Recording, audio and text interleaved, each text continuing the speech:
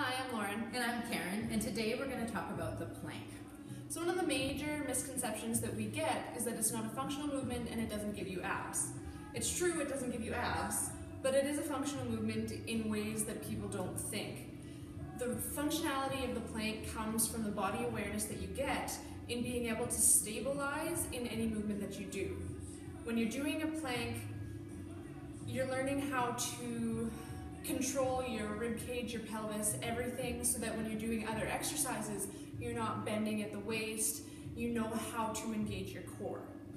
And that's why it's such an excellent exercise for body awareness, integration, and such a great staple exercise that we all need to spend some time with. But that being said, we don't need to do things like the 6-minute challenge. Doing a plank for a very, very long time isn't overly functional. When you're doing it 30 seconds, a minute, it doesn't really matter as long as you know the body awareness and you are getting a little bit of a strength workout from it.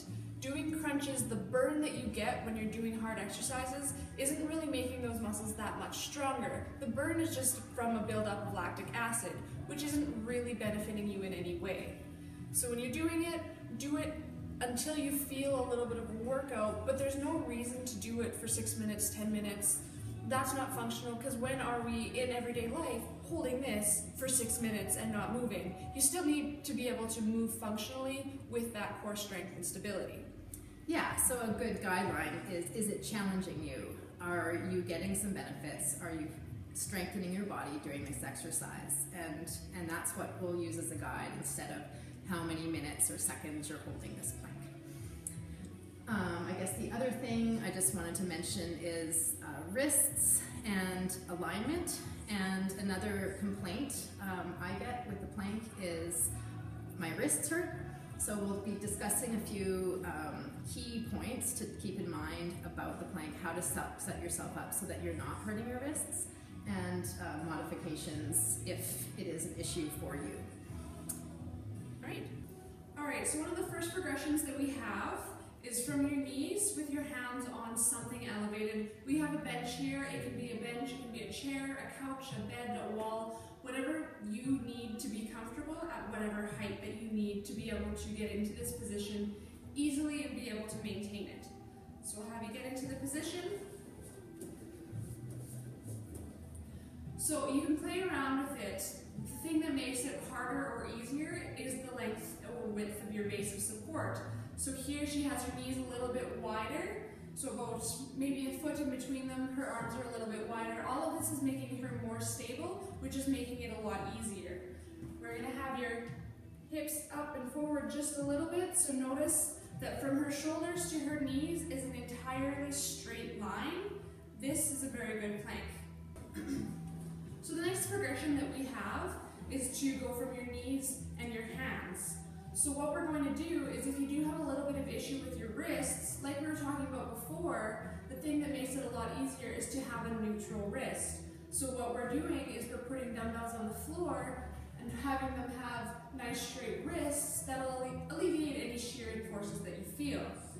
So what we're going to have here is you're going to have your shoulders right over top of your wrists and your hips down.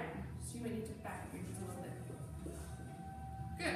So now you can see, especially her head all the way down to her knees is one continuous straight line.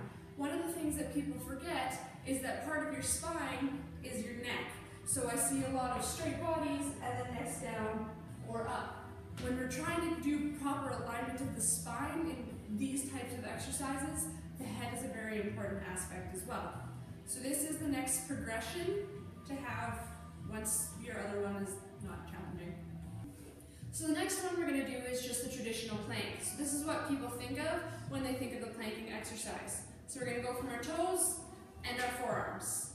So you're going to put your forearms right underneath your shoulders, so you're going to have shoulder width apart, your legs straight back, and again you can play around with your foot position, whether you want them wider or closer together. The wider apart they are, the easier it's going to be.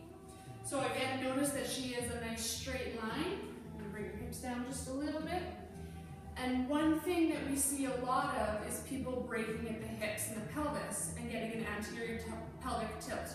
So what that means is you're going to take this bone here and you're going to go like this, which makes a very, very big dip in the low back.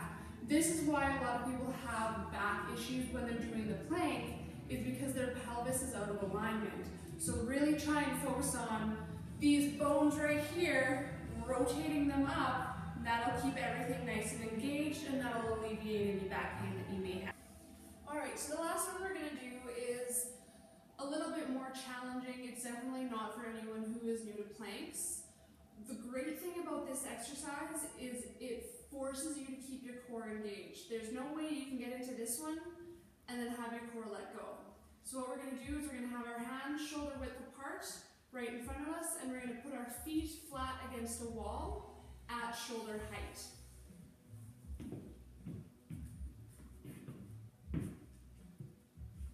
So bring the feet down just a little bit. And then this is our last progression. So notice how she has to keep this engaged here, because as soon as she lets go, she's going to fall straight down. So again, hold it as long